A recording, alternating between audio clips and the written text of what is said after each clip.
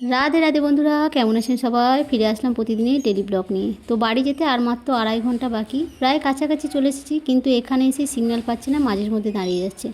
আর এদিকে দেখো মেয়ে ঘুম থেকে উঠে গেছে, এখন নিয়ে নিয়েছি সবার জন্য চা। আর এদিকে গোপাল সোনার সেবাও কিন্তু দেওয়া হয়ে গেছে সকালবেলা। মেয়ের এখন চুলটা আঁচড়ে দিচ্ছি, যেহেতু নামতে আর মাত্র 40 মিনিট বাকি, সেই জন্য ভাবলাম সব কিছু গুছিয়ে রেডি হয়ে নিই।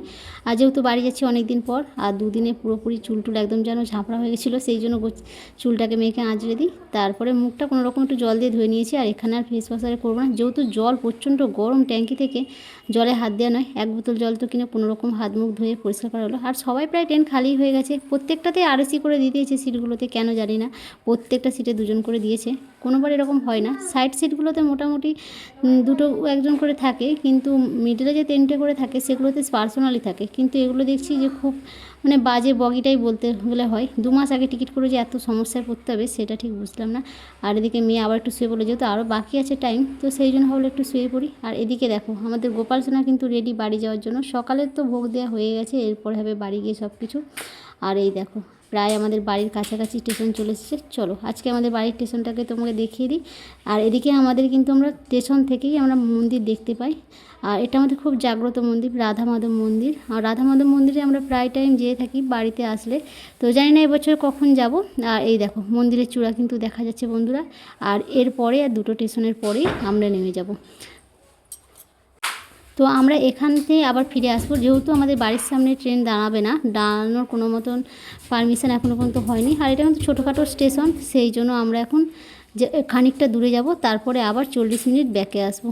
আর এই দেখো প্রায় আমাদের বাড়ির কাছাকাছি যে স্টেশনটা সেইটা, এই হচ্ছে আমাদের স্টেশন। তো এখানে আমাদেরকে আবার ফিরে আসতে হবে, এই স্টেশনের পরে আর একটা স্টেশন, তারপরে আমরা নামবো। আর এখানে কোনো রকম ট্রেন দাঁড়াবে না বলে আর যেন মানে তো সহ্য হচ্ছে না যে কতক্ষণে নামবো। আর এই দেখো সবেমাত্র আমরা নেমে পড়লাম। আর আজকে কিন্তু রোদও হয়েছে, গরম মোটামুটি এখানে, খুব বেশি ওখানের মতো নয়। তো এই ব্যাগগুলো প্রচণ্ড ভারী, ওইটা তো একটা ব্যাগ পুরো ফেসেই গেছে, তো কোনো রকম নিয়ে নিলাম। চলো এরপরে আমরা টোটোয় উঠে পড়েছি। এরপরে কিছু যেহেতু বাড়িতে মৎস্য কিছু ফল মিষ্টি কিনতে হবে, আর গোপাল সোনাকে শুইয়ে দেওয়া হয়েছে, না হলে গাড়িটা এত নড়ছে, সেই জন্য কোথায় না কোথাও লেগে যেতে পারে, সেই জন্য গোপাল সোনাকে শুইয়ে দিয়ে তারপরে নিয়ে যাওয়া হচ্ছে। আর এই দেখো আমাদের হাই রোড কিন্তু আমরা ধরে নিয়েছি। আর এরপরে যাব একটু মিষ্টির দোকানে। মিষ্টির দোকানটা বাড়ির পর্যন্ত যাব না, মাঝ রাস্তাতেই একটা ভালো দোকান আছে, সেখান থেকে নিয়ে তারপরেই যাব। আর এই দেখো সব কিন্তু পুজোর জিনিসপত্র কেনা হয়ে গেছে, যেহেতু আর সময় নেই, ঠাকুর থাকবে 4টে পর্যন্ত, সেই জন্য তো সব কিছু কিনে নিয়েছি, যাতে একদম রেডি হয়েই পুজোর বাড়িতে যেতে পারি। তো বাড়িতে যেহেতু পুজো ছোটো কাকুর বাড়িতে। আর এরপর আমাদের গ্রামের রাস্তায় ঢুকে গেলাম। বাড়িটা গ্রাম শুনতে হলেও দেখো রাস্তাঘাট কিন্তু পুরোপুরি পাকা, আর দুদিকে এরকম গাছ লাগানো। তো নামেই গ্রাম, কিন্তু গ্রাম নয়, শহরের মতো তুমি সমস্ত কিছুই এখানে পেয়ে যাবে। এখানে এমন কিছু জিনিস নেই বলে নেই। আর এইগুলো হচ্ছে আমাদের মন্দিরের পাশ দিয়ে আমাদের বাড়িতে যেতে হয়।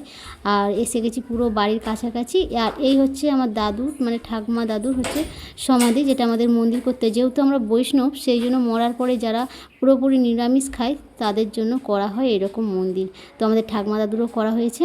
আর এই দেখো পুরো বাড়ির সামনে কিন্তু আমরা চলে আসলাম।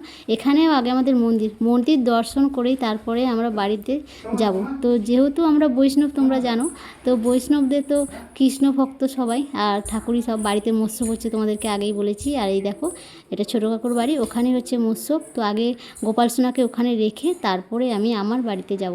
আর এই দেখো মা চলে এসেছে, এদিকে বঞ্জি বাবা এসেছে। ব্যাগগুলো যেহেতু প্রচণ্ড ভারী, তো সবাইকে ফোন করে ডাকলাম, কে কোথায় আছো তাড়াতাড়ি আসো।